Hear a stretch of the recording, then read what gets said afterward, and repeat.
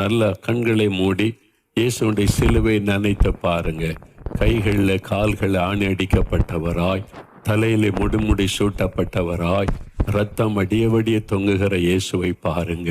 அந்த சிலுவைக்கு முன்பாக நின்று, இயேசுவே, எனக்காக, எங்களுக்காக நீங்க சிலுவையில் இத்தனை பாடுபட்டீங்க, என்னுடைய பாவத்தை சுமந்துட்டீங்க, எங்க குடும்பத்தின் சாபத்தை நீங்க சுமந்து முடிச்சிட்டீங்க, எனக்கு பாவ மன்னிப்பை கொடுக்க நீங்க சிலுவையில் அறையப்பட்டீங்க, எங்க சாபத்தை ஆசீர்வாதமாய் மாற்ற முள்முடி ஏற்றுக்கொண்டீங்க.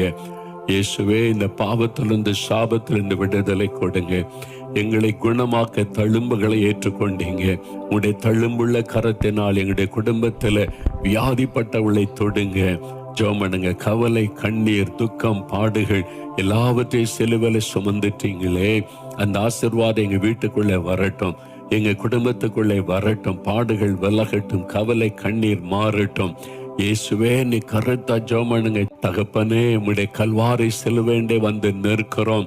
எங்களுக்காக இத்தனை பாடுகளை ஏற்றுக்கொண்டீங்களப்பா, ரத்த சிந்தனீங்களே, முள்முடி ஏற்றுக்கொண்டீங்களே, தழும்புகளை ஏற்றுக்கொண்டீங்களே, இத்தனை பாடு அவமானங்களை சிலுவையில சுமந்தீங்களே.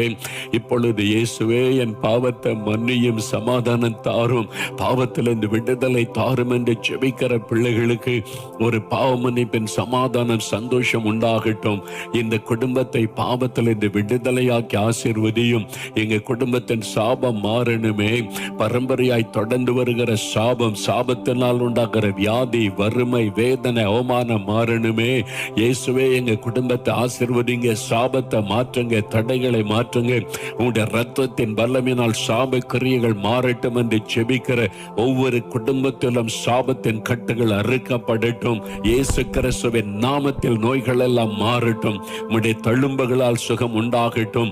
எல்லா பாடுகள், வேதனைகள், நிந்தைகள், அவமானங்கள் மாறி துக்கம் சந்தோஷமாய் மாறட்டும். சிலுவையில் எங்களுக்காகப்பட்ட பாடுகளை நினைத்தருளுவீராக. அந்த ஆசீர்வாதம் எங்களுடைய குடும்பத்தில் உண்டாகட்டும். ஜெபத்தை கேட்டதற்காய் ஸ்தோத்திரம், ஸ்தோத்திரம், ஸ்தோத்திரம். அப்படி ஆசீர்வதித்து விட்டதற்காய்